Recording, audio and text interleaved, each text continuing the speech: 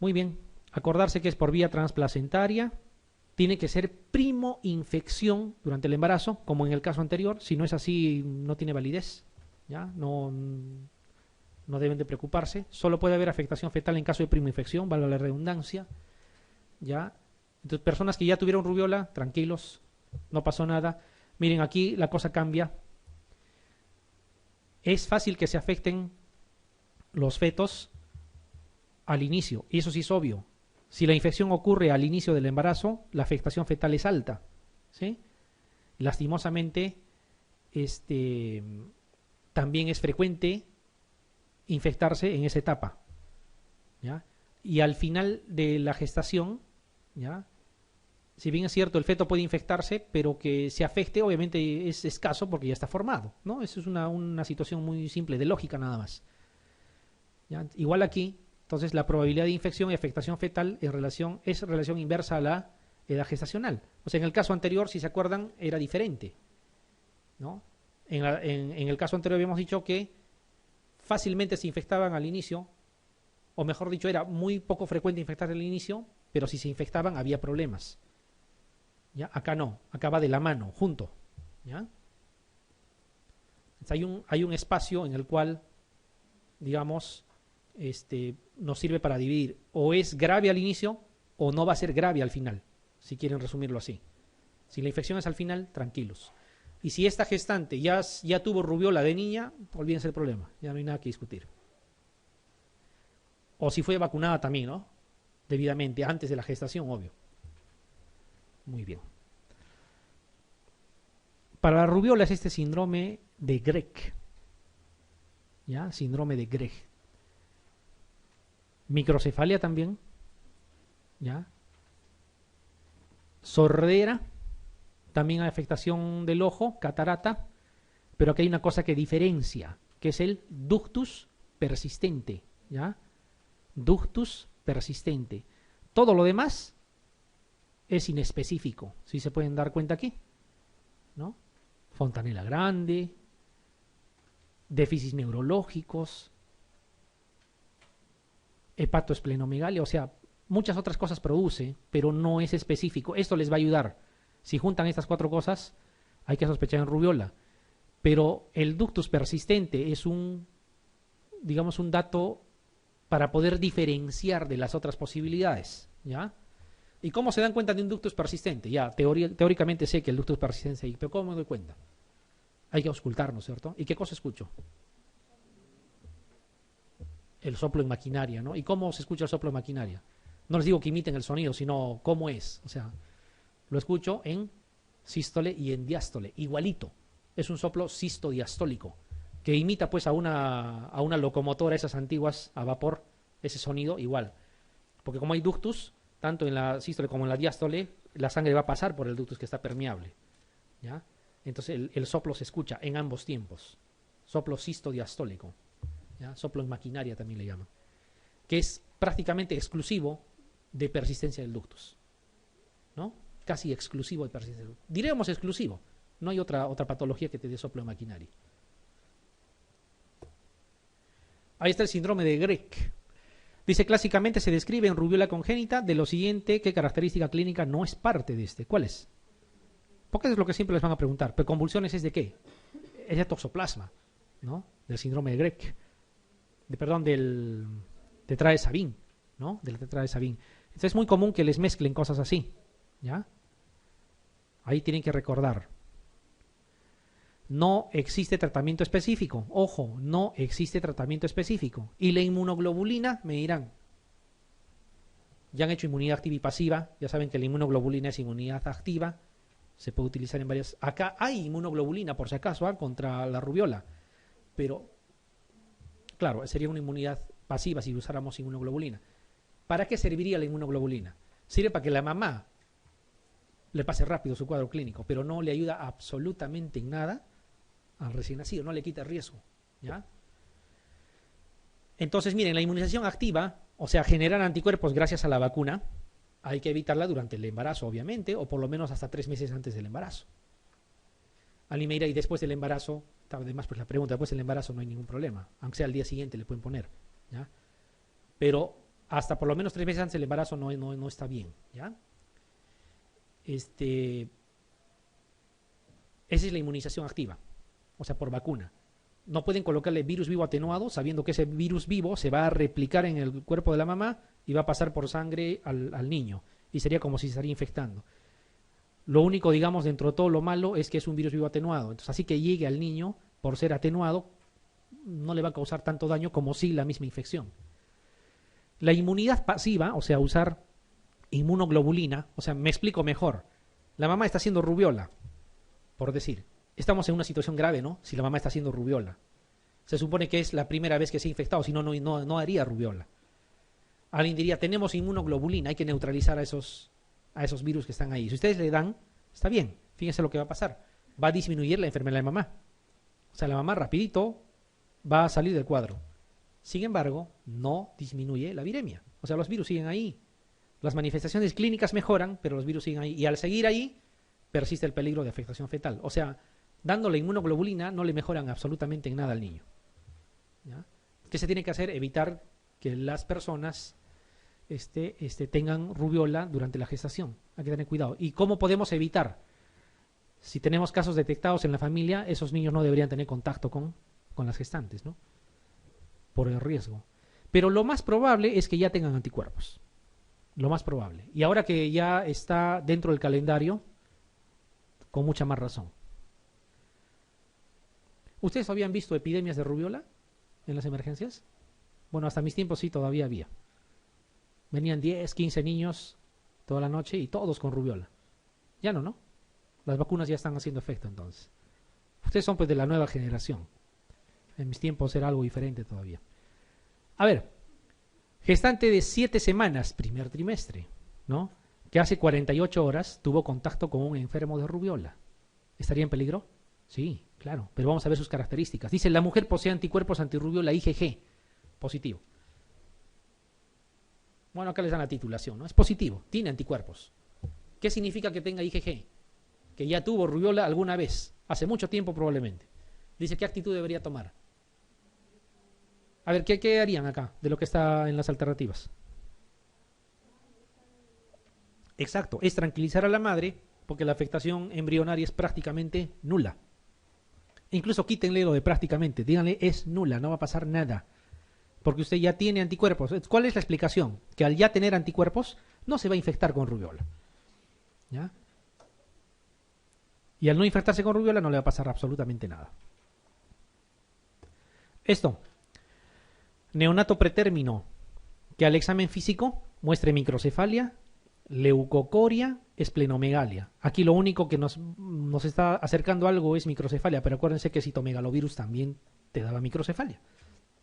Ante la presencia de un soplo en maquinaria, entre comillas, se le practica un examen ecocardiográfico evidenciándose persistencia del ductus arterioso. Creo que ahora sí está claro. Microcefalia con persistencia del ductus arterioso. ¿Qué diagnóstico sospecharía? Así es. Entonces, ¿cuál es el mensaje que tengo que darles? Recuerden esos pequeños datos. Eso es lo que va a hacer la diferencia. Porque de lo contrario, relacionar todo el enunciado va a ser un poco complicado. En este citomegalovirus, acuérdense que es un herpes virus. ¿Ya? Herpes tipo 5. En todos los herpes, el diagnóstico es por anatomía patológica. En todos los herpes virus es por anatomía patológica. O sea, en otras palabras, IgG, IgM no sirve. ¿Ya? No sirve. IgG, IgM. Excepto en el recién nacido, el IgM, para decir que es actual. ¿Ya? El citomegalovirus es una infección por virus que puede reactivarse en cualquier momento. Por eso es que en los infectados por VIH se reactiva. Por lo tanto, es una infección que en la gestante, claro, aunque rara vez, pero podría activarse. ¿Ya? Podría activarse. Entonces, en la anatomía patológica, ¿qué cosa es lo que se ve? Porque eso también es pregunta a veces de examen. Claro, no les dicen de citomegalovirus congénito, sino en general citomegalovirus. ¿Se acuerdan de esas células de inclusión citomegálica? O sea, esos famosos ojos de búho, ojos de lechuza, eso es lo que se ve, ¿ya? Eso es lo que se ve. Como dice aquí, permanece latente en el organismo durante mucho tiempo y puede producir reinfecciones. Podría. Pero no es que podría al azar, o sea, tendría que ser uno inmunosuprimido para empezar, ¿ya? o una gestación catastróficamente llevada, de repente con hiperemesis gravídica, con infecciones intercurrentes que la pueden inmunosuprimir lo suficiente. Incluso hay una pregunta de examen que no está acá, no me acuerdo en qué acápite está, me imagino que lo han revisado en algún momento, que dice cuál de las siguientes infecciones puede permanecer latente por muchos años y producir cuadros de reinfección, y es justamente, no es citomegalovirus, porque herpes no está entre las alternativas. Además, si fuese herpes sí sería una de las posibilidades también. No, no estaba herpes, está citomegalovirus en las alternativas. Entonces, la afectación fetal del citomegalovirus, que quede claro, es independiente de la edad gestacional, o sea, se puede afectar al inicio, en la mitad del embarazo, al final, ¿ya?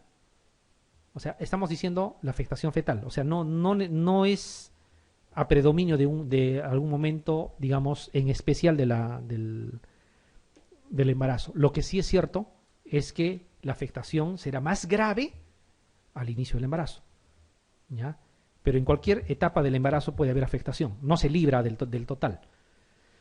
Miren, afecta al 1% de recién nacidos, bajo, cuando los afecta, ¿ya? Miren esta seroprevalencia hasta 65%. Yo les aseguro en nuestro medio es mucho más todavía. ¿Cuál es una de las formas más comunes de transmitir citomegalovirus? El beso. Así es que ya fueron. Transmisión sexual, peor todavía. Así que ni digan no he tenido transfusiones. Miren las otras condiciones, transmisión sexual, saliva, ¿ya? Puede haber primoinfección o puede haber reactivación en el caso del citomegalovirus, ¿ya? Puede afectarse en cualquier momento de la gestación, acuérdense. Obviamente si es al final, de repente, no es que de repente, sino ya no producirá microcefalia, ya no producirá otras cosas, sino de repente solo la hipoacusia, por ejemplo, ¿no? Que de repente no va a significar gran cosa. Entonces, cuando hay citomegalovirus congénito, miren, también hay todo lo que puede producir es todo un listado, ¿ya? No significa que una hernia inguinal sea sinónimo de citomegalovirus, sino que está relacionado, se ha descrito, ¿ya? Se ha descrito, ¿no? Hay muchas posibilidades en muchos aparatos y sistemas de afectaciones. Esto no les van a colocar pues ahí por colocar cualquiera de estas alternativas para que ustedes puedan adivinar si es o no citomegalovirus. Acuérdense que hemos hablado al inicio de otras cosas. Calcificaciones periventriculares, ¿no es cierto?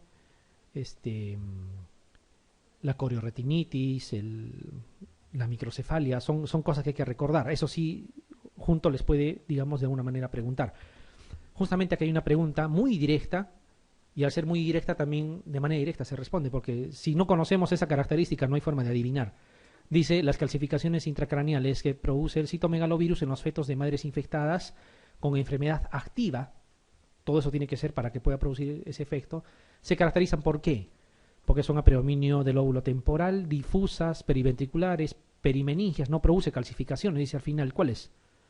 Son periventriculares. Para que sea del toxoplasma tendría que ser difusas. O de repente incluso no difusas, de repente le dicen a predominio de ganglios basales, ¿ya? Entonces tengan presente eso. Pero periventriculares solamente es el citomegalovirus. ¿Cómo vemos el estado de la mamá? Se puede aislar el virus a partir de la orina, es una de las formas. No es lo más común, pero es una de las formas. Se puede medir anticuerpos mediante inmunoensayo, o sea, por ELISA, o se puede utilizar inmunofluorescencia indirecta en secreciones maternas también, ¿ya? Todo eso puede ser. En el caso del feto, fíjense, a partir del líquido amniótico se podría aislar, pero ustedes saben que a todos no le hacen punción del líquido amniótico. Eso será siempre y cuando detecten alguna anomalía que les alerte, ¿no? Entonces eso no es muy común. Cultivo de la sangre fetal es muy rendidor, pero no se usa cada rato tampoco. Cultivo viral es difícil de hacer. Se puede hacer, pero es difícil de hacer. ¿Ya? En general es esta la situación que nosotros tenemos que buscar. La inmunoglobulina específica para citomegalovirus en el recién nacido. Si es negativo, se olvidan del problema, ¿ya? O sea, si no tiene inmunoglobulina, el recién nacido para citomegalovirus, se olvidan del problema. Que la mamá puede reagudizar y puede volver a hacer, sí. Cuando reagudice, hará otra vez IgM, pero la IgM no pasa la barrera placentaria. Un IgM en el recién nacido solo lo pudo haber fabricado el recién nacido. Por lo tanto, eso es una forma de diagnosticar. Cuando se usa sangre de cordón umbilical, no es recomendable porque dice puede haber falsos positivos, ¿ya? Miren, incluso 80% son falsos positivos, o sea, no es rendidor ese examen, ¿ya? Hay que hacer un examen normal desde sangre venosa central, un examen. Dice un feto afecto de microcefalia, corioretinitis y calcificaciones cerebrales periventriculares. Ya, pues ya les dio el diagnóstico. También les habla de hepatomegalia. Probablemente tiene un antecedente materno de qué. Alternativas, citomegalo, ¿no es cierto? Ya. Miren la seroprevalencia en la población. Por eso les decía, seguro que acá toditos tenemos anticuerpos para citomegalovirus.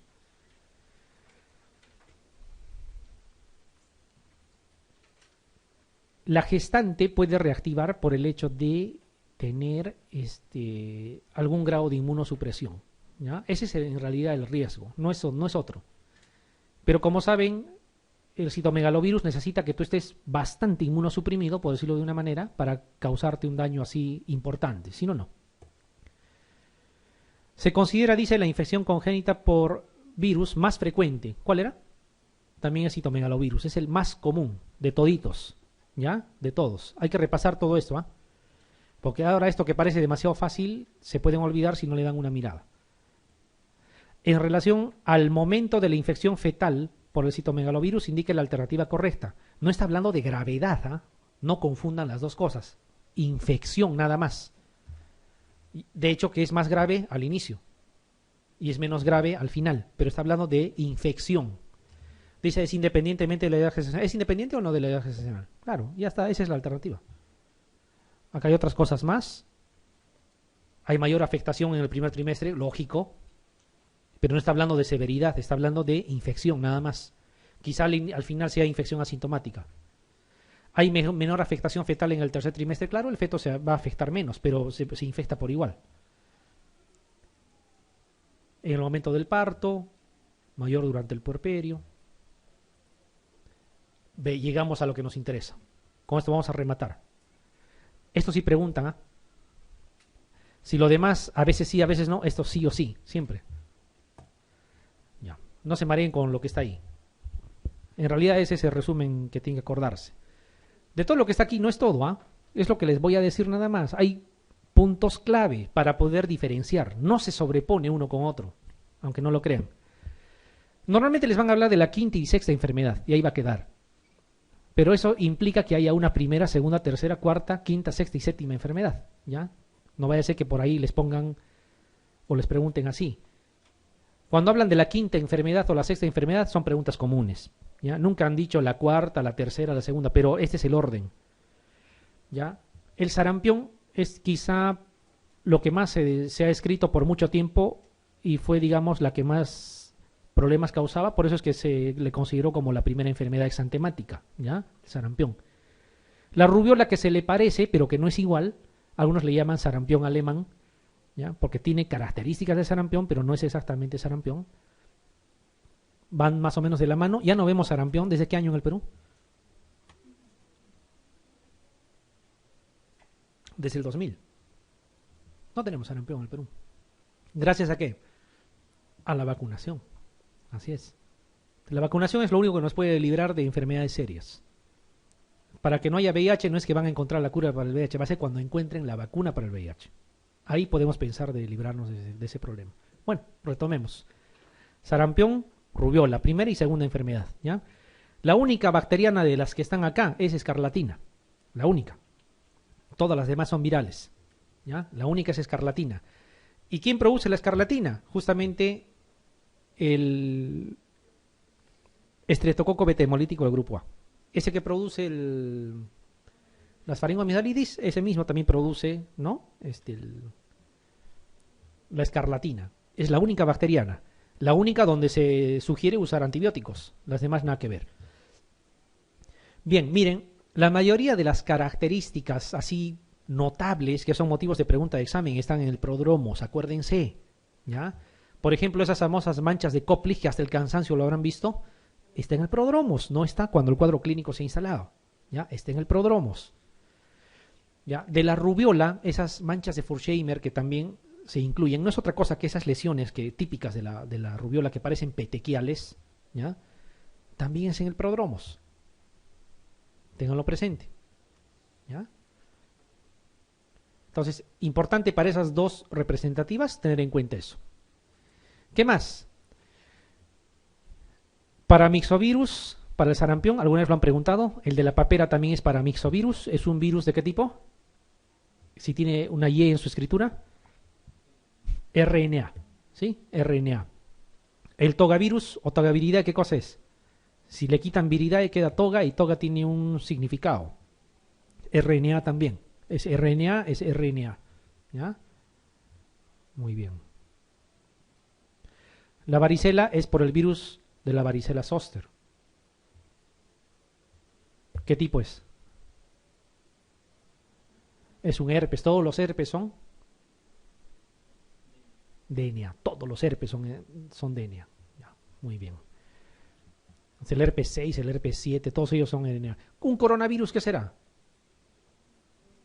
RNA, porque le quito virus que a corona, ¿no? Que parece que tiene nombre completo. Ojo, esto está entre interrogante por una sencilla razón. No es seguro.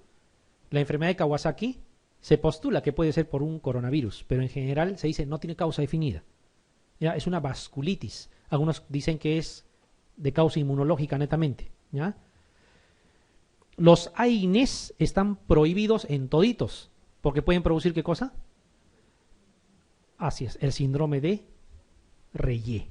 ¿Ya? ¿Qué cosa es el síndrome de Reye? Es una encefalopatía, una afectación hepática, es tan igual como un paciente cirrótico, pero de forma aguda consiguen eso, dando fundamentalmente aspirina, y más se ha visto en los que tienen varicela. Pero sí hay una de las enfermedades en las cuales no solo se puede usar AINES, sino más bien está indicado los AINES. ¿Cuál es? En la enfermedad de Kawasaki. Ahí sí deben de usar AINES. ¿Por qué? Porque funciona como una vasculitis. ¿Ya? Para todas las demás nada que ver. Bien, a ver, algunas diferencias. Cuando hablemos de sarampión, necesariamente les van a mencionar las manchas de Koplich, yo les aseguro. ¿Ya? No les van a poner a veces con el nombre de manchas de Koplich. ¿Ya? Les van a decir que en los carrillos dentales adyacentes a la encía hay dos pápulas pequeñas, qué sé yo. Esas son las manchas de Koplich, lo van a ver en una figura. Ya, cuando hablan de la rubiola, les hablan o de las manchas de Fullsheimer o les hablan de estas adenopatías retroauriculares. Eso es una forma de diferenciar. Adenopatías retroauriculares que sean bilaterales y pequeñas. Microadenopatías. ¿Ya? Bilaterales. En la escarlatina es difícil de que se equivoquen. Es un cuadro que les va a mencionar faringoamigdalitis. ¿Ya? Faringoamigdalitis. La escarlatina tiene una característica, ¿no? De que la piel parece un papel líjar. Tú presionas unos segundos, retiras y dejas la huella de tu mano ahí. Se blanquea la piel. Luego poco a poco va recuperando, como un llenado capilar, así más o menos. ¿Ya? Respeta los surcos nasogenianos. Respeta la zona orbitaria, ¿ya? Los pliegues se hacen más oscuros, eso se llama líneas de Pastía, o sea, está con todo el exantema y los pliegues están más oscuros, líneas de Pastía, ¿ya? Y la facies de Filatov es esa que respeta los surcos nasogenianos, o sea, todo es como una máscara, pero se ha olvidado, digamos, de los surcos nasogenianos, la zona peribucal, periorbitaria, lo van a ver, hay figuras para mostrarles. Ya, eso es de la escarlatina, ¿ya? De la escarlatina. Importante, en la rubiola, acuérdense que se puede contagiar 7 días antes hasta 7 días después del exantema. Fácil de acordarse, ¿eh?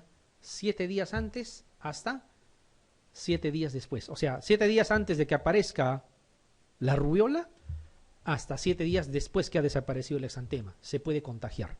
¿Ya? En el caso de la rubiola. Para diferenciarlo de la varicela, porque la varicela se contagia un día antes de que aparezca, hasta que todas estén costras. Después ya no se contagia tampoco. ¿Ya? Desde un día antes de que aparezcan las lesiones, hasta que todas estén costras. Es importante recordar esos dos datos. ¿Qué más? En el caso de el eritema infeccioso, es la exantemática que no hace fiebre. Exantemática sin fiebre. ¿Ya? Eritema infeccioso. Algunas veces en algunos cuadros clínicos le ponen por ahí paciente que cursa su febril, qué sé yo. ¿Ya? Pero si les preguntaran cuál de las ciencias exantemáticas cursa sin fiebre, la pregunta es directa, es eritema infeccioso o es quinta enfermedad también. ¿Ya? ¿Qué más? Megaloeritema también le llaman. ¿Ya? ¿Por qué le llaman megaloeritema? porque el eritema es como si hubieran abofeteado al niño, ¿no es cierto? Le hubieran dado un par de golpes ahí. Enfermedad de la bofetada, de la cachetada también le llaman, ¿ya? Megaloeritema. Y generalmente eso les ponen ahí, ¿no? El signo de la bofetada. El exantema súbito, ahí sí hay fiebre. ¿Y cómo se van a acordar del exantema súbito? Es el único enunciado que les va a decir: desaparece la fiebre y aparece el exantema. Así, literalmente. Puede ser 2 días, 3 días de fiebre, pero va a decir: aparece un exantema justo cuando ha desaparecido la fiebre. Desaparece la fiebre y aparece el exantema. Eso es típico del exantema súbito. ¿Ya? Sexta enfermedad. Roceola infantil, también le llaman. ¿Ya? Roceola infantil, exantema súbito, sexta enfermedad. En la enfermedad de Kawasaki, ¿ya? También van a encontrar adenopatías, pero son adenopatías más grandes y a veces unilaterales. Acuérdense que de la rubiola es microadenopatías y son bilaterales. Además, para la enfermedad de Kawasaki hay criterios de diagnóstico, ya lo vamos a ver. A ver, ¿qué más tenemos que recordar para diferenciar, aparte de lo que hemos dicho? El exantema en el sarampión, que ya no vemos sarampión, ¿ya? Tiene estas características: afecta palmas y plantas. Habíamos comentado, pocas son las patologías que afectan palmas y plantas. El sarampión es una de ellas. Afecta palmas y plantas.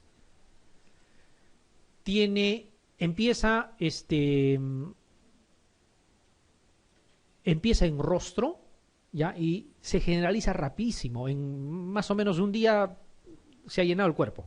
Y hasta palmas y plantas incluido. ¿Ya? Por eso le dicen que es de presentación, lo que está aquí, centrífuga, ¿ya? O sea, de la parte central para adelante, o sea, termina en extremidad, hasta las palmas y plantas llega, ¿ya? Es lo último que va a afectarse, no va a empezar por palmas y plantas, es lo último que se afecta, pero en horas de evolución, desde que ha empezado. Bien. ¿Qué más? De la escarlatina habíamos comentado, está clarito. De la varicela, ¿cómo se van a dar cuenta que es varicela? Para diferenciar los demás. En todas las preguntas les van a decir que coexisten las fases evolutivas de las lesiones. O sea, hay a la vez vesícula, a la vez costra y hasta pústula de repente si se ha sobreinfectado. Coexisten, ¿ya? A la vez.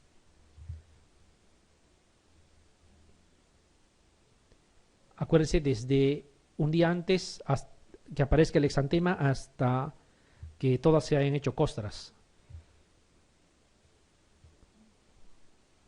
¿Qué más?